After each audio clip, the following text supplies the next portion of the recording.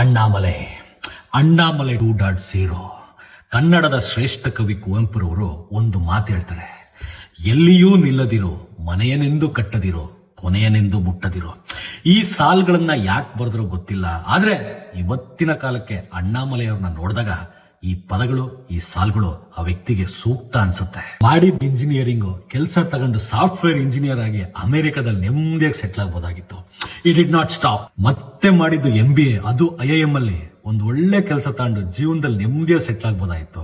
It did not stop. ಮತ್ತೆ ಕಷ್ಟಪಟ್ಟು ಓದಿ ಪಾಸ್ ಮಾಡಿದ್ದು UPSC. ಎಲ್ಲೋ ಒಂದ್ ಕಡೆ SP ಆಗಿ ಸೆಟ್ಲ್ ಆಗಿ ನೆಮ್ಮದಿಯಾಗಿರ್ಬೋದಾಗಿತ್ತು. It did not stop. ಮತ್ತೆ ಜೀವನದಲ್ಲಿ ಬಡ್ತಿ ಸಿಕ್ಕಿತ್ತು DCP ಆಗಿ ನೆಮ್ಮದಿಯಾಗಿ ಎಲ್ಲೋ ಒಂದ್ ಕಡೆ ಸೆಟ್ಲ್ ಆಗ್ಬೋದಾಗಿತ್ತು. But it did not stop. ತಾನು ಕೆಲಸ ಮಾಡಿದ ಊರಲ್ಲಿ, ರಾಜ್ಯದಲ್ಲಿ ನೇಮು ಫೇಮು ಎಲ್ಲ ಇತ್ತು. ಆರಾಮಾಗಿ ಯಾವ್ದೋ ಒಂದು ಪಕ್ಷಕ್ಕೆ ಸೇರ್ಕೊಂಡು ಒಂದು ಸ್ಥಾನದಲ್ಲಿ ಗೆದ್ದು ಬೀಗ್ಬೋದಾಗಿತ್ತು. But it did not stop. BJPಗೆ ಬೋಣ್ಗೆನೆ ಆಗದಿರೋ ಊರಲ್ಲಿ ಪಕ್ಷ ಸಂಘಟನೆ ಮಾಡಿ ಸೋತ್ರು. But it did not stop. BJP ಪಕ್ಷದವರು ಅವ್ರಿಗೆ ಕೊಟ್ಟಿದ್ದಂತ ಸ್ಥಾನಮಾನಗಳನ್ನ ಕಿತ್ಕೊಂಡ್ರು. But it did not stop. BJPಯಲ್ಲಿ ಸ್ಥಾನಮಾನ ಇಲ್ಲದೆ ಹೋದ್ರು, ಸೋಲ್ತೀನಿ ಅಂತ ಗೊತ್ತಿದ್ರು ಕಮಿಟ್ಮೆಂಟ್ಗೋಸ್ಕರ ಹೋರಾಡಿ ಸೋತ್ರು. But it did not stop. ರಾಜಕೀಯವಾಗಿ ಮುಂದೆ ಅವರಿಗೆ ಗೆಲುವಾಯ್ತೋ ಇಲ್ಲೋ ಗೊತ್ತಿಲ್ಲ, ಆದ್ರೆ ಪಕ್ಷ ಸಂಘಟನೆಗೆ ಚಾಲನೆ ಕೊಟ್ಟಿದ್ದಾರೆ. Is not going to stop. ಗಾಯಗೊಂಡಿರುವ ಸಿಂಹದ ಉಸಿರು ಗರ್ಜನೆಗಿಂತ ಭೀಕರವಾಗಿರುತ್ತೆ ಅಂತ ನಾವು ಕೇಳಿದ್ವಲ್ಲ, KGF ಡೈಲಾಗು. ಅವತ್ತು ಬರ್ದಿದ್ದ ಡೈಲಾಗು, ಅವತ್ತು ಕೇಳಿದ ಡೈಲಾಗು, ಅದಕ್ಕೆ ಅರ್ಥ, ಮೀನಿಂಗು ಇವತ್ತು ಸಿಕ್ಕಿದೆ. ಅದು ಅಣ್ಣಾಮಲೈ ಅನ್ನೋ ವ್ಯಕ್ತಿಯಿಂದ. ಇಲ್ಲಿ ಸಾಮಾನ್ಯ ಮನುಷ್ಯನ್ಗೆ ಈ ಜರ್ನಿಯಿಂದ ತಿಳಿಯೋದು ಏನಂದ್ರೆ, ಒಬ್ಬ ಮನುಷ್ಯನ ಅಂತ್ಯ ಕಂಫರ್ಟ್ ಝೋನ್ ಅಲ್ಲಿ. ಒಬ್ಬ ಮನುಷ್ಯ ಕಂಫರ್ಟ್ ಝೋನ್ ಅಲ್ಲಿ ಇದ್ದಷ್ಟು ಅವನ ಜೀವನ ಕಾಂಪ್ಯಾಕ್ಟ್ ಆಗ್ತಾ ಹೋಗುತ್ತೆ. ಒಬ್ಬ ಮನುಷ್ಯ ತನ್ನ ಕಂಫರ್ಟ್ ಝೋನ್ ಬಿಟ್ಬಿಟ್ಟು ಮುಂದೆ ಬಂದ್ರೆ ಆ ವ್ಯಕ್ತಿಗೆ ಆ ಜೀವನ ಅವನಿಗೆ ಕಾಂಪೌಂಡ್ ಇಂಟ್ರೆಸ್ಟ್ ಕೊಡ್ತಾ ಹೋಗುತ್ತೆ.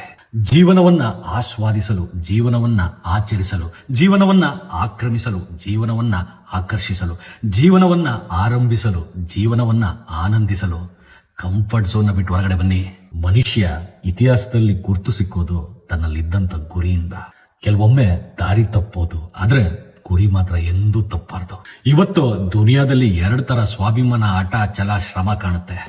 ಒಂದು ಸ್ವಯಂ ಹಿತಾಸಕ್ತಿಗಾಗಿ, ಇನ್ನೊಂದು ಸಾರ್ವಜನಿಕರ ಹಿತಾಸಕ್ತಿಗಾಗಿ. ಆ 2ನೇ ಕ್ಯಾಟಗರಿಗೆ ಈ ಅಣ್ಣಾಮಲೈ ಎಲ್ಲಾ ಕ್ಯಾಟಗರಿಯ ಜನರಿಗೂ ಇಷ್ಟ ಆಗೋ ಶಬರಿಮಲೆ ತರ ಕಾಣಿಸ್ತಾರೆ. ವೈಯಕ್ತಿಕವಾಗಿ ನನ್ಗೂ ಅನ್ಸುತ್ತೆ ಇದೆಲ್ಲ ನನಗೆ ಏನಕ್ಕಪ್ಪ ಬೇಕು ಅಂತ. ಆದ್ರೆ ಇಂಥ ವ್ಯಕ್ತಿಗಳನ್ನೆಲ್ಲ ನೋಡಿದಾಗ ಲೈಫಲ್ಲಿ ಮತ್ತೆ ಮತ್ತೆ ಮತ್ತೆ ಎದ್ದು ಬರ್ಬೇಕು ಅನ್ಸುತ್ತೆ.